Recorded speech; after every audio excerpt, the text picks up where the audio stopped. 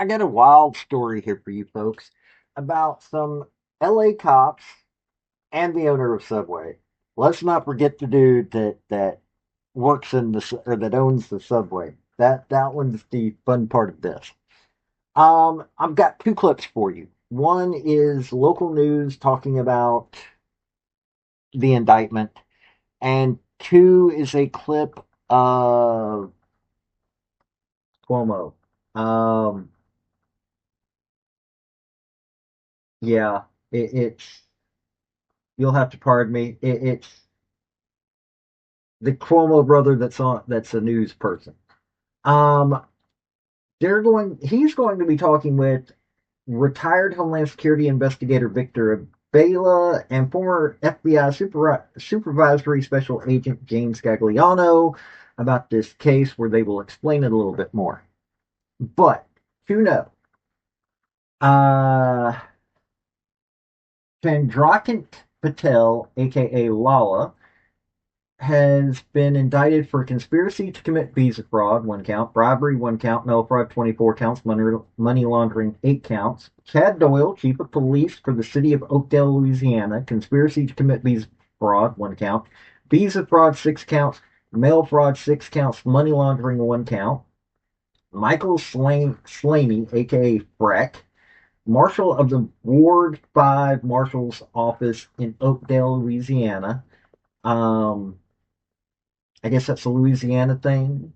Conspiracy to commit visa fraud, 1 count. Visa fraud, 6 counts. Mail fraud, 6 counts. Money laundering, 2 counts. Glenn Dixon, chief of police of the city of Forest Hill, Louisiana. Conspiracy to commit visa fraud, 1 count. Visa fraud, 6 counts. Mail fraud, 6 counts. Money laundering, 1 count. Tebo Aneshi, former chief of police of the city of Glenmora, Louisiana. Conspiracy to commit visa fraud, 1 count. Visa fraud, 6 counts. Mail fraud, 6 counts. Yes, this is what you're seeing. So let's let you see these clips and then we'll go a little bit more into it. Also, if you don't mind, whether you're on YouTube, Facebook, or Rumble, hit like, subscribe, all that fun stuff for me. Here we go. Howdy, y'all. This is Paul, the Redneck Thinker. What we have here is a channel to communicate. I want you folks to be thinking by the time you leave my videos.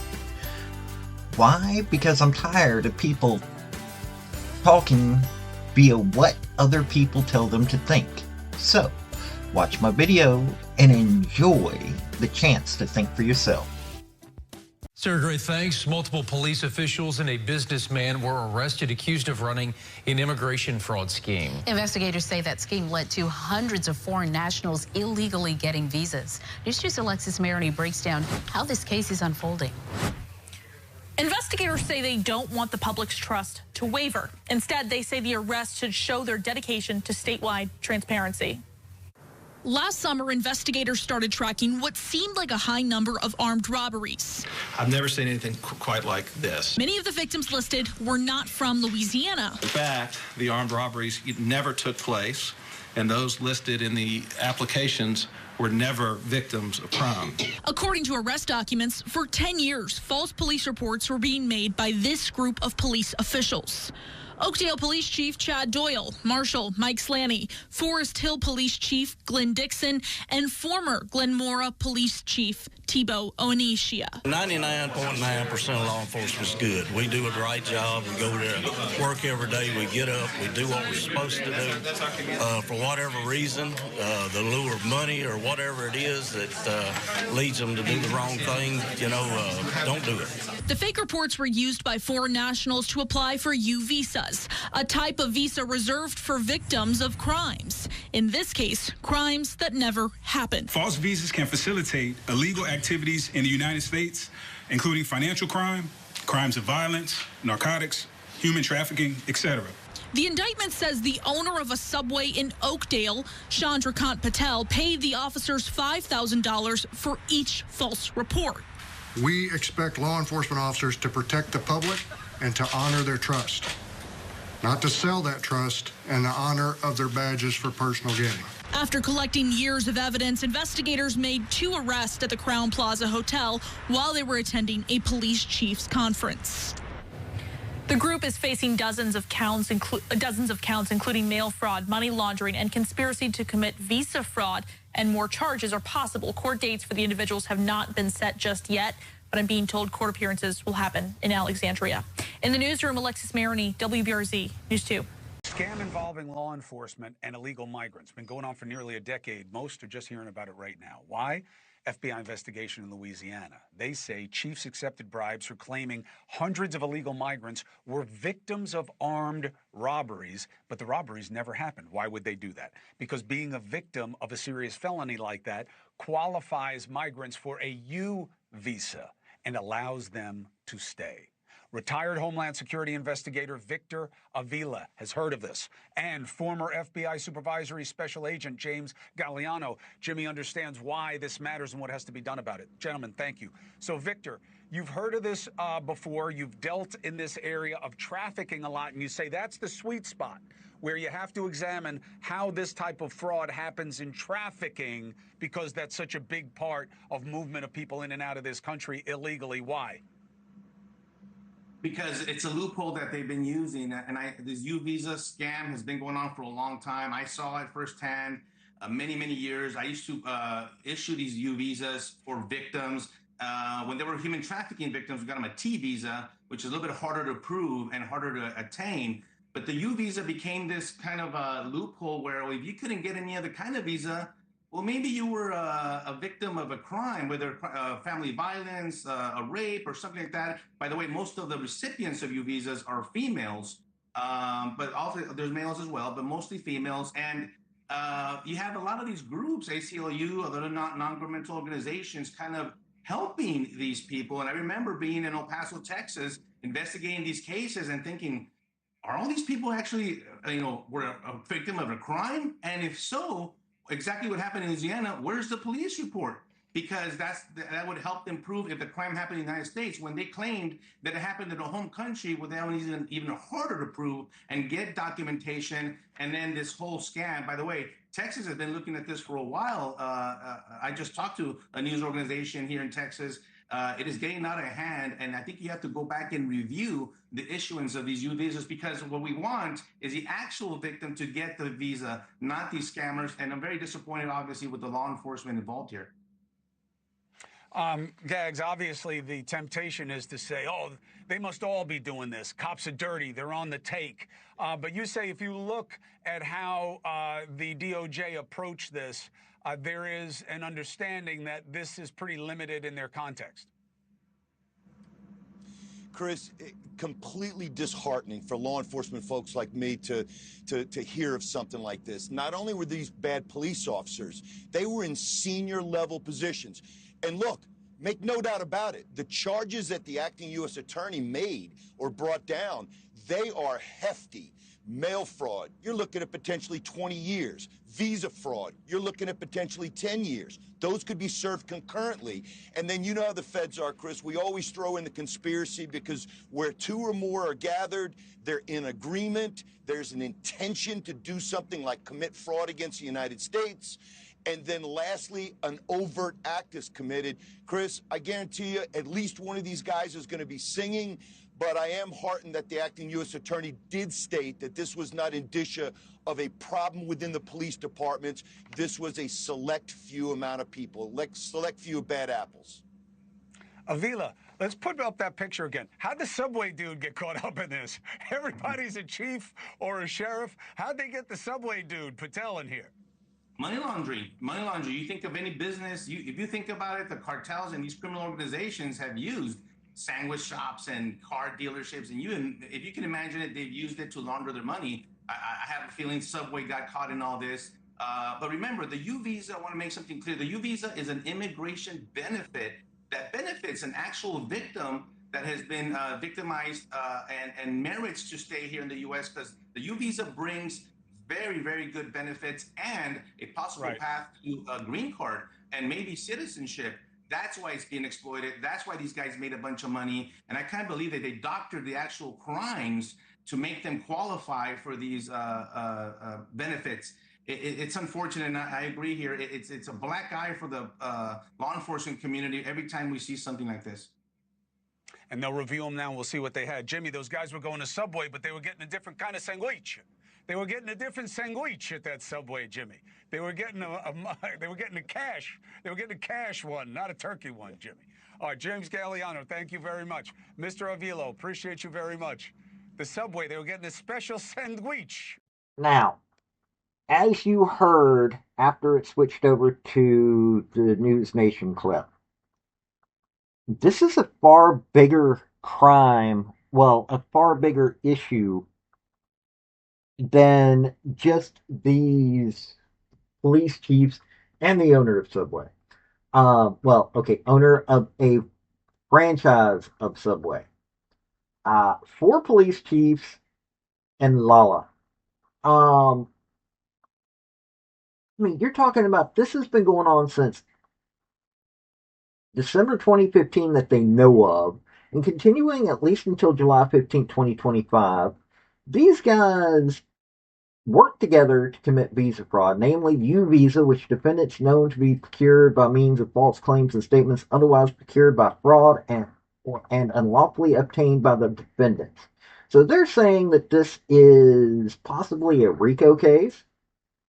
They're saying that these folks were allowing illegal immigrants to stay in the country by doing all of this. Now,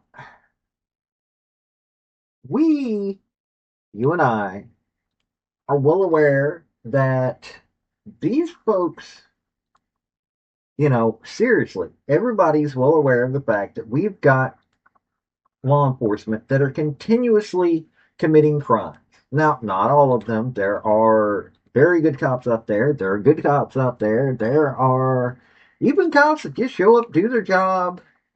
They're not trying to be spectacular or anything like this. They're just there. And we got a situation where it's so easy to commit these kinds of crimes that if you're law enforcement, it's even easier for you to do it because, well, hey, who's going to be looking over your shoulder? And it hurts these police, or it hurts police in all of this. It hurts quite a few other people in all of this. So, and this is Louisiana, which we don't really need to have even further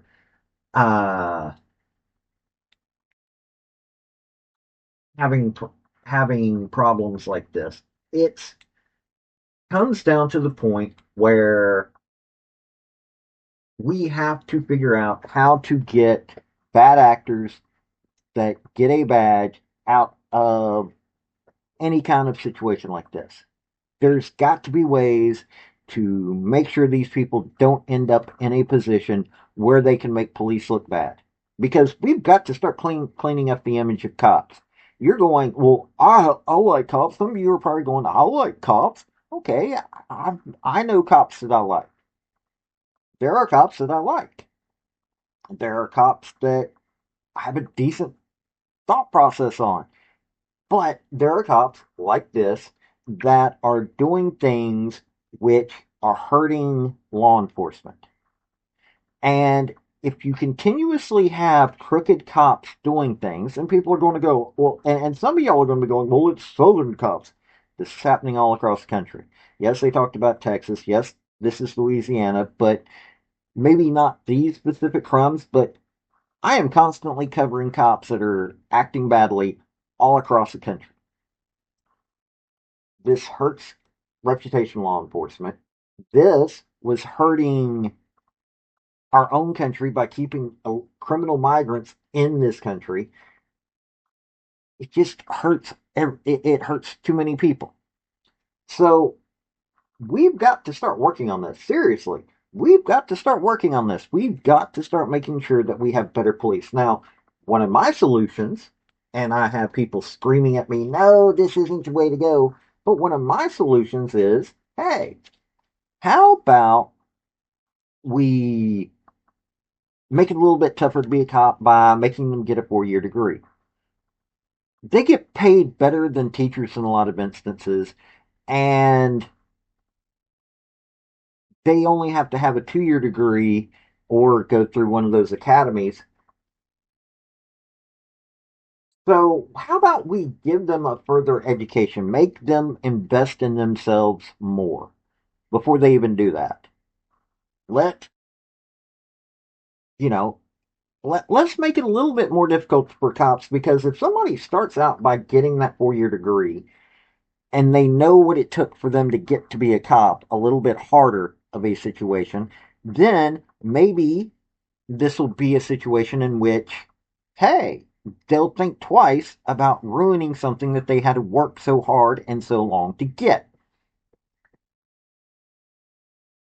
This is just one thought process. People need to come up with other ways, but this is a issue that is a much bigger issue, and people should know what's going on, because real victims of crimes need these kinds of visas, from the way that everybody is talking about. And it's also the simple fact of that it shows the further reason why we are having to clear out our country of people that are being able to skate by. So there are so many issues, and I thought I'd bring this to your attention. Hey, if you made it this far, hit like and subscribe, of course. But if you don't mind to help me out, if you're on YouTube, you can hit join and help me out with a couple of bucks a month. Or you can go to Patreon. I have a link tree down below. Whether you're on Facebook, YouTube, or Rumble, I have a link tree for like $1 a month. I'm trying to raise $3,000 so I can get better equipment. Need a little bit of help, that's all. Hey, if you want to do that, you even get a say in some of the videos that I'm going to be making in the future. This has been Paul, the Redneck Thinker. Y'all have a good day now. Bye. So, folks, that's the story that I wanted to bring you on this video. And I just wanted to say thank you again for coming by. Hit like, subscribe, comment, all that fun stuff if you don't mind. Help me out. So, y'all have a good day now. Bye.